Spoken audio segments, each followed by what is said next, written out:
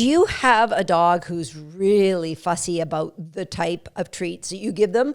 Then today is a great podcast for you, because I'm going to show you how to get your dog grabbing treats no matter what you put in front of them.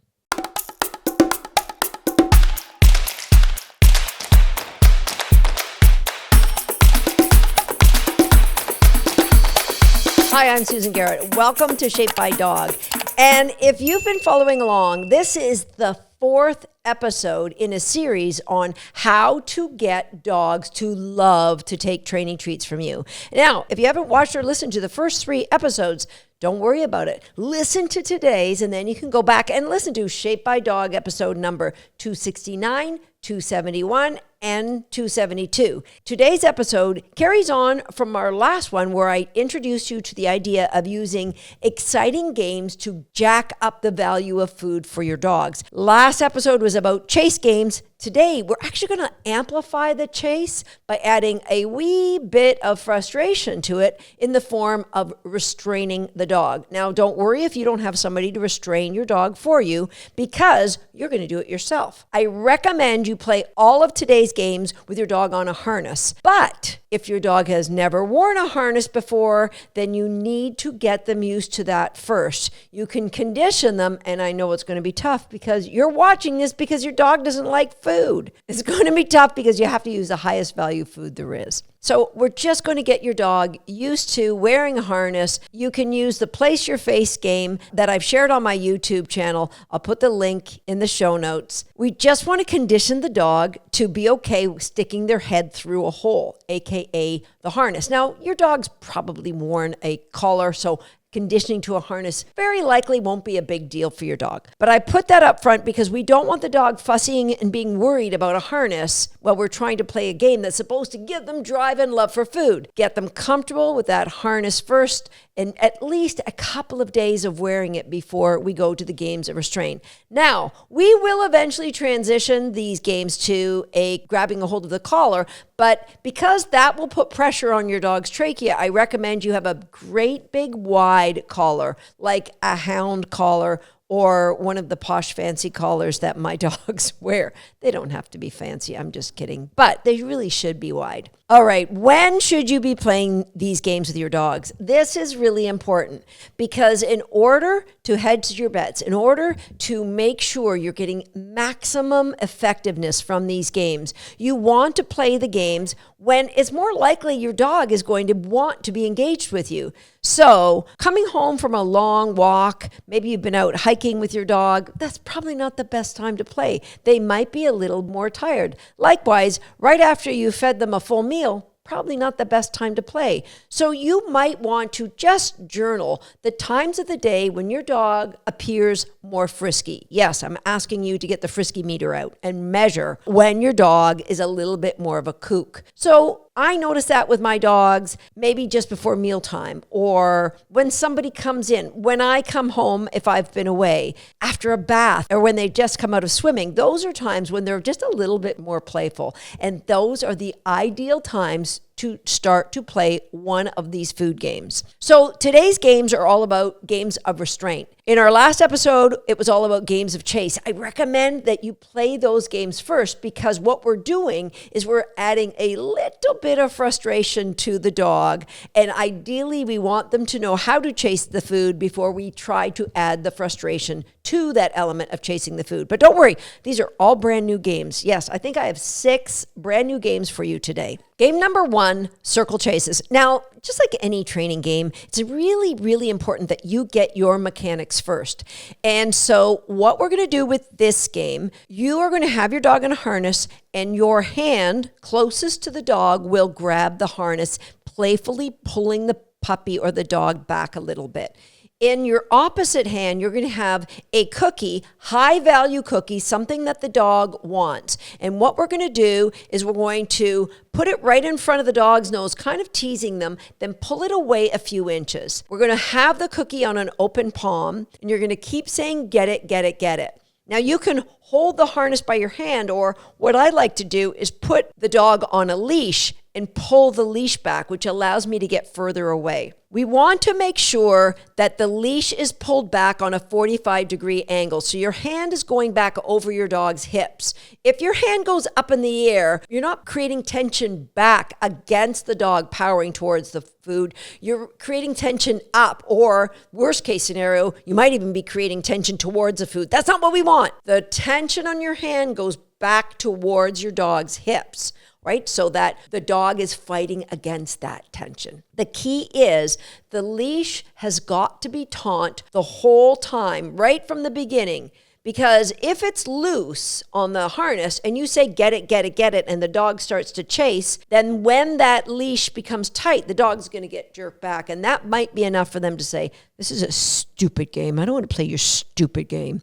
So if you're playing this on a leash, have it pulled taut, pull it back, get a little tension in that leash, put the cookie out in front. You're going to say, get it, get it, get it. As you move the hand, it's a circle chase. So you're just going to turn around in a circle, not very much at first, maybe just 1 or 2 steps. Get it, get it, get it. Just before you release the tension and let the dog get the cookie, you're going to say the word cook, which means you can take the cookie from my hand. So it's going to look like this. Get it, get it, get it. You're about to release the dog. Say the word cook, then push your hand towards the harness, which releases the tension and allows the dog to smash into that cookie and grab it. So we're using resistance, which creates a little frustration, which creates a little more drive for what the dog is seeing. I want that cookie. I want that cookie. I want that cookie. Now, if your dog isn't going crazy for this, then you're either doing it at the wrong time or you don't have a high enough value cookie in your other hand. So make sure you start this game with the highest value cookie you have. Eventually, you're going to go to lower value cookies. But by playing the game, we're adding value to that cookie, right? So it's cookie circles under tension to get the dog driving. Plus, they hear the cue, get it, get it, get it. That just means you now have permission to pull on this leash. So for those of you who say, oh, Susan, I don't want to play your silly games. You're going to teach my dog to pull on a leash and get a cookie. Oh, nay, nay, to quote the great John Panay. We are going to tell the dog, when you hear get it, get it, get it, that's when you can pull on a leash. But when you're walking your dog, you're not saying get it, get it, get it, right? So they should have no business pulling on a leash. All right, so that is game number 1, circle chases. Getting the dog to chase in a little bit of a circle, and then when you're ready, say the word cook, release the pressure, let them dive on your hand. Once the dog has played this a couple of times, you can then try to get halfway around the circle. You don't really need to go a whole spin. Like, you don't want to run the risk of getting dizzy and falling on your dog. That would ruin all the fun entirely. So it doesn't matter how far you go. It's really about getting that dog to feel pressure and still want to drive for that food. It's jacking up the value of the food. Game number 2, it's circle chases with a flick. So you're going to start off exactly the same way, but what you're going to do is once you say cook, and you release that pressure, instead of keeping your hand stationary for the dog just to grab it, you're going to rotate the hand around and move it in the opposite direction.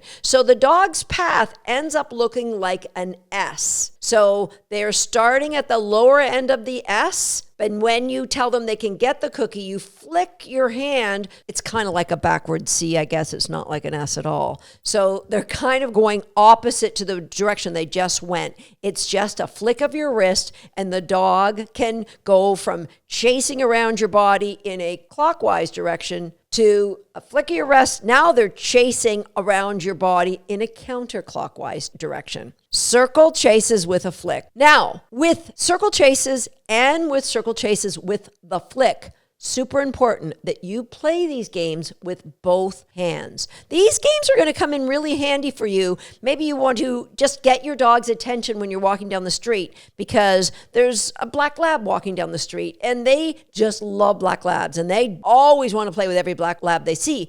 But if you have conditioned this game, this trigger in them that, hey, so much fun with me, far more fun than black labs, that you can then play, just break out into a game of circle chases. You know, maybe if you're walking in a really busy street, downtown city, maybe not a good idea, but In an average seat, in an average suburb place, you'll be able to play this. Circle chases, just pull back on their harness, or circle chases with a flick, going back in the opposite direction.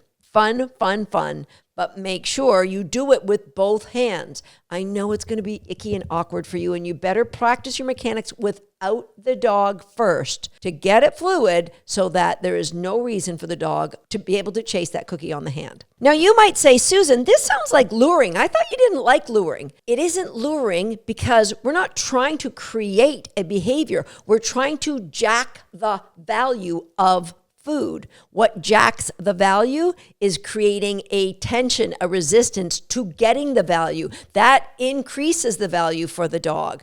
So this is getting the dog to fight through something to get what they want. Now, they didn't really know they wanted it until we started playing these games, and suddenly they want it more and more and more.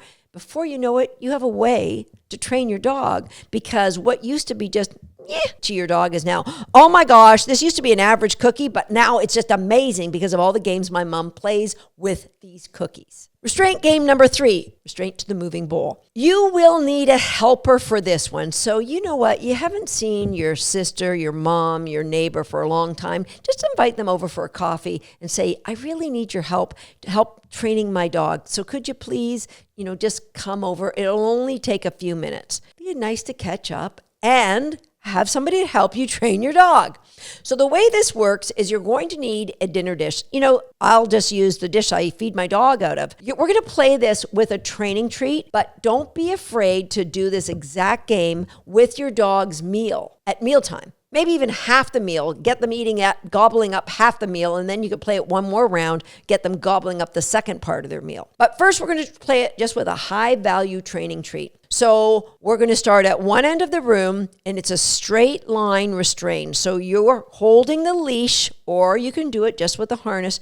The leash is attached to the harness, got tension on that leash. And so what we're going to do is we have the person holding the cookie at the dog's eye level, head level, and they're going to start right near the dog's face. And you can use your pump up words like, oh, what's that? Do you want that thing? Do you want that thing? You've got tension on the leash that's pulling the harness back. Remember, your hands over your dog's hips, or at least towards the middle of the dog's back. The person is going to move back away slowly, and you're going to say the phrase, get it, get it, get it, get it, get it. And when the dog is digging in, you're going to say, not cook this time, we're going to use the word chow, which means you can take the food out of the bowl. The person's backing away, you say get it, get it, get it, and then say the word chow before you release the tension and let the dog dive their face into the bowl. Helper can put the food bowl on the ground and the dog just eats the treat out of the bowl. Fun, fun, fun. When the dog gets on to this game,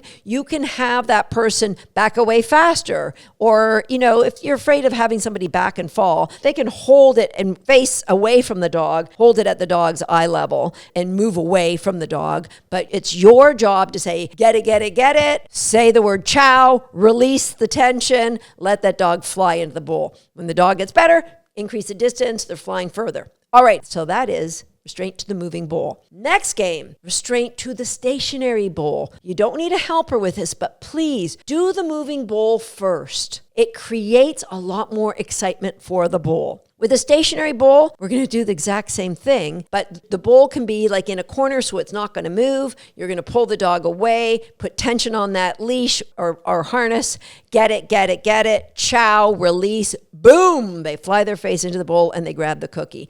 Great game to play with a little bit of their dinner to help jack up that value. So restraint to the stationary bowl is something that I love to do to create value for my dogs, driving to a bowl if I want to use it for training and agility. I might put a bowl as a distraction in weave pole training. I'll let them pull me to the weave poles, and as they're weaving, I'll say, get it, get it, get it, chow. Game number 5, it's similar to one of our games of chase that we played in the last episode, but instead of restraining with the harness, we won't always have a harness on. We want to fade away from that. Yes, you can grab the collar, but I also want you just to restrain with the dog's shoulders. So that could be a single hand across your dog's chest. Depending on the size of your dog and your strength, that might not be possible. So you might need to put 2 hands in front of the dog's chest. And what we're going to do is we're going to do cookie bowling into the corner, get it, get it, get it, search, and take off and run. Very similar to cookie bowling by holding the collar, but we want the dog to drag you a little bit, get it, search before you turn and take off and run. So we call that PB&J, push back and jam, where we're pushing the dog away, creating resistance away from what they want, and then they fly. It's like a spring-loaded boom towards the cookie, and then you run in the opposite direction. They catch you up. You have a big celebration, and it can include another cookie. Our sixth and final game of restraint is It's Your Choice. It's self-restraint. It's a game that creates anticipation for something the dog really wants, high-value food. Now that we've played all of these games and you've altered some of the practices in your home, as I mentioned in episode number 269, and you start to create a general practices around your house, as I mentioned in 271, now we have a dog who really likes food. It's time to play It's Your Choice, because here's what I notice. When people have dogs who aren't as driven for food or anything, they tend to relax rules, which is not a good thing to do, because boundaries creates an little bit of an anxiety around getting that food. And that little edge, that little frustration is what we call anticipation of something really, really exciting. That's what gets good stress in the dog's body. And so now our dog knows what the word cook means. They know what the word search means. We're going to play It's Your Choice. And if you've never played this game before, I'm going to leave a link in the show notes so you can go to the It's Your Choice Summit and learn how to play the entire game. That is a game that is restraint, but it's self-restraint. The dog is restraining themselves because they know there are rules to getting that food. Now, like I mentioned in the last podcast episode, I have an ebook that I wrote for our recallers community, and I'm including it for all of our newsletter subscribers. It's got a lot of really good tips, even though it was written on how to create a motivating toy. Exactly the same strategies will apply to creating motivation for food. It's just an extra add-on. Some of the nuances of creating that anxiety with phrases like, oh no, what is it? Of things like hiding food in a drawer and pulling it out like a big surprise. All of that is in that ebook. So if that's of interest for you, check the link in the show notes. Go ahead, join our newsletter list, and we're going to make sure that you get that ebook delivered into your inbox. There you have it. This is the longest series I've ever done here on Shaped by Dog. I think it was super important because if a dog doesn't have outrageous drive for food, honestly, training just becomes so problematic. So for those of you who actually teach classes, this is a great series to share with your students. And if you're in a class, be sure to share this series with your instructor so that they can share it with other people. And if what I've shared in here for you makes sense and gives you an aha moment, please, I would love for you to go to wherever you're watching or listening to this podcast and give us a thumbs up or a review, including hitting the 5-star review, because that's what allows people to say, this is a great podcast and it really needs to be shared by more and more people. But for now, jump over to YouTube, leave me a comment. What did you think of the games of restraint? Please try them and come on back and tell me what you thought. I'll see you next time right here on Shaped by Dog. Tater hit the target. Now it's your turn. If you're not a subscriber to this page, go ahead and hit the subscribe button now and be sure to turn on the notification bell so you won't miss another video. And if you are already a subscriber, that's for you. Go ahead and get yourself a cookie.